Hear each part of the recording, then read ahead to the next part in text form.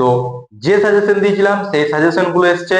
আশা করছি তোমরাও সাজেশন যারা ভিডিওটা দেখছো তাদের মধ্যে অনেকেই আমার ভিডিওটা দেখেছিল, তাদের স্কুলের সঙ্গেও মিলে গেছে। ঠিক আছে, তো আমার সাজেশন ভিডিও এখানে স্টপ নয়, আরো সাজেশন ভিডিও আসতে থাকবে। তার কারণটা হচ্ছে আমি কিন্তু ফাইনাল এক্সামের জন্য সাজেশন করছি, আইকিউব করছি। যেটা তোমরা সাজেশন বলো, আমি আইকিউব বলি। ফাইনাল এক্সামের জন্য আইকিউব করা, এটা টেস্টের জন্য ছিল না। ঠিক আছে, টেস্টের জন্য কিন্তু আমি করিনি, আমি ফাইনালের জন্য করেছি। যাদের পরীক্ষা খারাপ হয়েছে তাদের একদম মন খারাপ করে বসে থাকা কিছু নয়, এটা জাস্ট একটা ম্যাচ, টেস্ট ম্যাচ ছিল, আর কিছু নয়, টেস্ট ছিল। এখনো ফাইনাল সামনে আছে, তুমি দেখিয়ে দাও, তুমি চাইলে ফাইনালেও ঘুরে দাঁড়াতে পারো। তুমি এতদিন কিছু পড়োনি বলে পারোনি। ঠিক আছে, পড়োনি বলে পারোনি। শুভদীপ স্যার এসে গেছে, যে প্রশ্নগুলো দিচ্ছে, যেগুলো সাজেশন করে দিচ্ছে, এর বাইরে আসবে না, তুমি সেটা মিলিয়ে নিও, টেস্টে মিলিয়ে নাও। টেস্টে দেখো এসছে কি আসেনি। ঠিক আছে, আমি কেবলমাত্র টেস্টের জন্য দিইনি, ফাইনালের জন্য দিয়েছি সেই সাজেশন গুলো, ফাইনাল এক্সামের জন্য দিয়েছি। তো সেটা তোমরা মিলিয়ে দেখো তোমাদের এসছে কমন কি আসেনি। আর শিওর গ্যারেন্টি ফাইনাল এক্সামে তোমাদের আসবেই আসবে। ঠিক আছে, টেস্টে বিভিন্ন টিচাররা বদমাশি করতে পারে, দু একটা কোশ্চেন এদিক ওদিক করে দিতে পারে, কিন্তু ফাইনাল এক্সামের আমার যে সাজেশন আছে ওই সাজেশনের বাইরে আসবেন না, ওই সাজেশনের মধ্যেই আসবে। ক্লাসটা পুরো চ্যালেঞ্জ, এটাকে 100% গ্যারেন্টি লেখা আছে। এখান থেকে অর্থাৎ এই সম্পাদ্য যেটা আছে, সম্পাদ্য উপপাদ্য সাজেশন দিয়েছি, মাত্র 8টা উপপাদ্য দিয়েছি। আর এই সম্পাদ্য থেকে তুমি যদি সম্পাদ্য থেকে 5 নাম্বার যদি না পাও, আমার কমেন্ট বক্সে এখানে এই বক্সটা, আমি কমেন্ট বক্স ওপেন থাকবে। ঠিক আছে, ওপেন থাকবে, কমেন্ট বক্সে এসে এখানে কমেন্ট করে যাবে যে স্যার আমি 5 নম্বর পাইনি, সম্পাদ্য কমন ছিল না। আমি সঙ্গে সঙ্গে ভিডিও আমি ডিলিট করে দেবো। ঠিক আছে, এত বড় চ্যালেঞ্জ দিলাম, যাও, এত বড় চ্যালেঞ্জ দিলাম যে যদি তুমি কমন না পাও আমার কমেন্ট বক্সে এসে কমেন্ট করবে। এই ভিডিও, এই ক্লাসটা আমি আর ইউটিউবের মধ্যে রাখবোই না, আমি ডিলিট করবো, ইউটিউবের মধ্যে রাখবো না, ডিলিট করবো। ঠিক আছে, এত বড় চ্যালেঞ্জ, এতটা কনফিডেন্স নিয়ে কিভাবে বলছি, অনেক গবেষণা করে বলছি। ঠিক আছে, অনেক গবেষণা করে বলছি, অনেক কোশ্চেন ঘাটাঘাটি করে, প্রিভিয়াস ইয়ার ঘাটাঘাটি করে, ঠিক আছে, বিভিন্ন পেপার ঘাটাঘাটি করে এই সাজেশন আমি নিয়ে এসেছি। তার জন্য এত কনফিডেন্সে আমি বলছি। ঠিক আছে, তোমার কথা বলাবো না, এবার আমরা ক্লাসটাকে শুরু করবো। আচ্ছা দেখো, অধ্যায় তোমরা 11 নম্বর অধ্যায়টা চলে আসবে, 11 নম্বর অধ্যায়টা চলে আসবে। এখানে দেখবে লেখা থাকবে ত্রিভুজের পরিবৃত্ত ও অন্তর্বৃত্ত অঙ্কন। ঠিক আছে, আচ্ছা, অন্তর্বৃত্ত করার কোনো দরকার নাই, কেটে দাও। অন্তর্বৃত্ত করার কোনো দরকার নাই, কেটে দাও। ঠিক আছে, কেবলমাত্র করবে হচ্ছে পরিবৃত্ত অঙ্কন। 2026-এ যারা পরীক্ষা দেবে তাদের, ঠিক আছে, ভাগ্যটা খুবই ভালো, তাদের ভাগ্যটা খুবই ভালো। কেন ভালো? কারণ তাদের যে সাজেশন বা তাদের যে ইম্পর্টেন্ট কোশ্চেন গুলো আছে খুব সুন্দর। এমন এমন চ্যাপ্টার আছে, এতটা সহজ জলের মতো চ্যাপ্টার। ঠিক আছে, তাদেরকে পুরো ভগবান বলছে যে আচ্ছা তোদেরকে আমি নাম্বার তুলে দেওয়ার জন্য একদম পুরো ক্লিয়ার করে দিলাম রাস্তা, যে যত পারে নাম্বার তুলে নে, যে যেরকম ভাবে নাম্বার তুলতে পারে তুলে নাও। ঠিক আছে, এখান থেকে এতটাই সহজ। 2026-এ প্রচন্ড প্রচন্ড প্রচন্ড সহজ যে চ্যাপ্টার গুলো সেগুলো তোমাদের, তো এগুলো তুলে নাও। আচ্ছা, তো অন্তর্বৃত্ত অঙ্কনটা করবে না, করার কোনো দরকার নাই, কারণ 2025-এও চলে এসেছে। ঠিক আছে, নেক্সট হচ্ছে 17 নম্বর চ্যাপ্টার। আচ্ছা, তোমাদের মাথায় প্রশ্ন আসছে যে এটা আবার কি লিখেছে, ওটা আসছে, রুকো যারা, সবার করো। ঠিক আছে, 17 নম্বর চ্যাপ্টার বৃত্তের স্পর্শক অঙ্কন, যেটা আমি বারবার বলছি খুব সহজ। বৃত্তের স্পর্শক অঙ্কন, এই জায়গাটা জাস্ট দুটো দুটো দুটো দুটো দুটো জাস্ট দুটো টাইপ, তিনটে দুটো, আর অঙ্কগুলো একই, দুটো বলা যায়। ঠিক আছে, দু রকম টাইপের।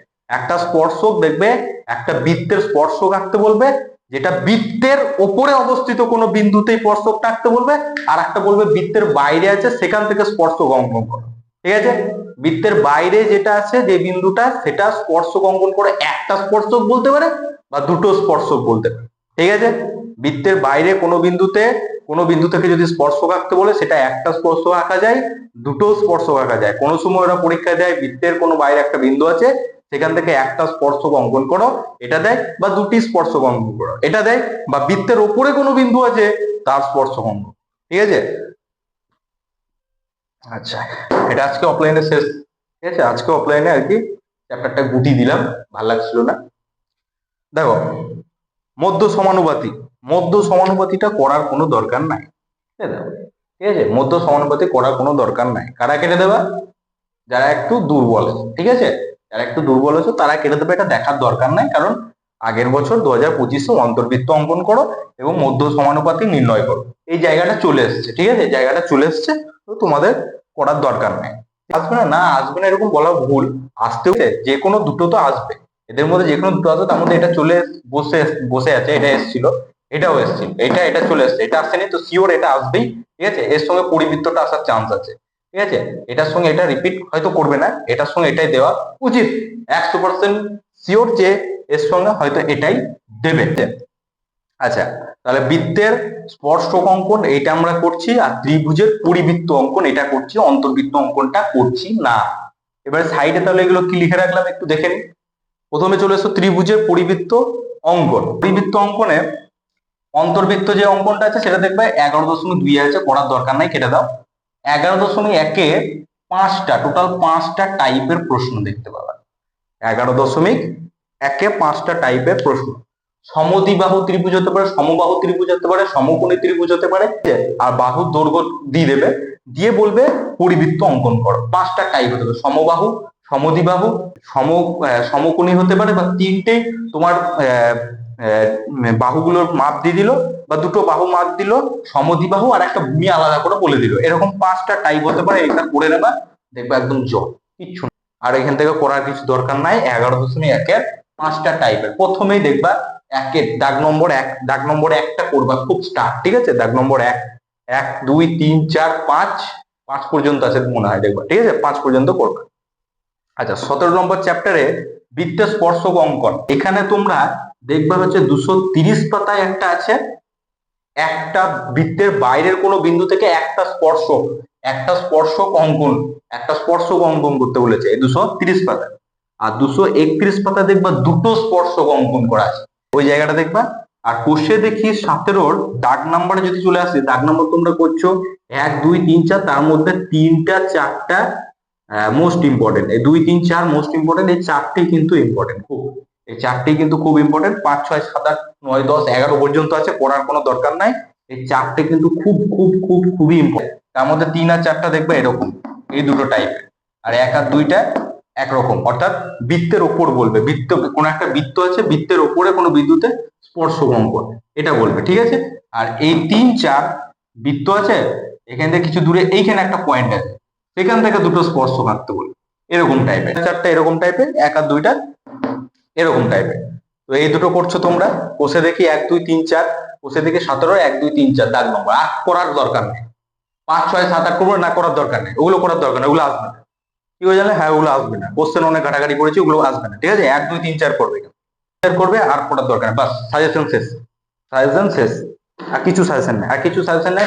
5 নম্বর পকেট তোমার পকেটে চলে আসছে, যেটা বুঝতে পেরেছো 5 নম্বর পকেটে। ত্রিভুজের পরিবৃত্ত অঙ্কন, পরিবৃত্ত অঙ্কন আমরা কি করছি, পাঁচটা টাইপের অঙ্ক করছি, একের দাগের অঙ্কগুলোকে সব করছি, দাগ নম্বর 1-এর যে অঙ্কগুলো আছে তুমি মানে সবকটা করে নেবো, ঠিক আছে।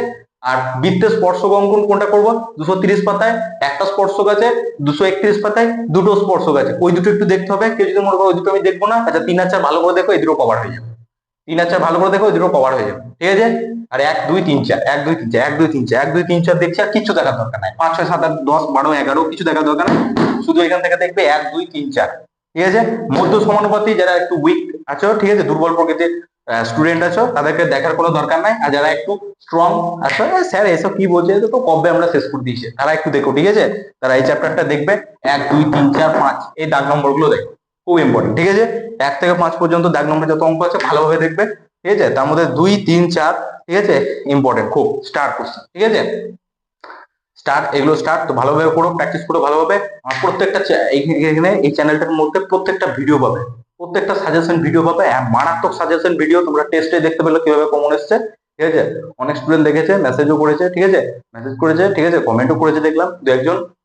যেহেতু চ্যানেলটা ছোট, তাই বেশি হয়তো এখন স্টুডেন্টের কাছে ভিডিওটা পৌঁছাচ্ছে না। আশা করছি যে তোমাদের সাপোর্টে আর কি পৌঁছে যাবে। তো বেশি বেশি করে শেয়ার করে দাও যারা লেজেন্ড স্টুডেন্ট আছে, ঠিক আছে, তো তারা একটু বেশি করে শেয়ার করে দিও। পরীক্ষা তো এরপর আমরা নেক্সট ক্লাসে আবার আসছি, ঠিক আছে, আবার একটা সাজেশন নিয়ে আসবো, একদম পুরো উড়িয়ে রেখে দেবো। এখানে আমরা তোমাদের কাছে দেখালাম 39 নাম্বার কভার হয়ে গেল। আজকে কত নাম্বার টোটাল যা ভিডিও ছেড়েছি তার মধ্যে 39 নাম্বার কভার হয়ে গেল। 39 নাম্বার কভার হয়ে গেল টোটাল, ঠিক আছে, 39 নম্বর কভার কিন্তু হয়ে গেল, টোটাল 39 নম্বর কভার হয়ে গেছে। আরো আমরা ভিডিও নিয়ে আসবো, দেখো এরপর কি হয়। ত্রিকোণমিতি তো এখনো আনিনি, পুরো আগুন জ্বলবে, দেখো তো আগুন। তারপর তোমাদের রাশি বিজ্ঞান, রাশি বিজ্ঞানে একজন বলছিল যে ভিডিও নিয়ে আসতে, ঠিক আছে, খুব তাড়াতাড়ি। রাশি বিজ্ঞানে তো জল অঙ্ক আছে, জল পুরো এরকম তুড়ি মারবা, রেডি অঙ্ক, ঠিক আছে, এরকম সাজেশন আসছে। তো সাজেশন গুলো পেতে গেলে অবশ্যই চ্যানেলটাকে সাবস্ক্রাইব করে রেখো, ঠিক আছে, ভালো লাগলে একটু কমেন্ট করে দিও মিষ্টি করে।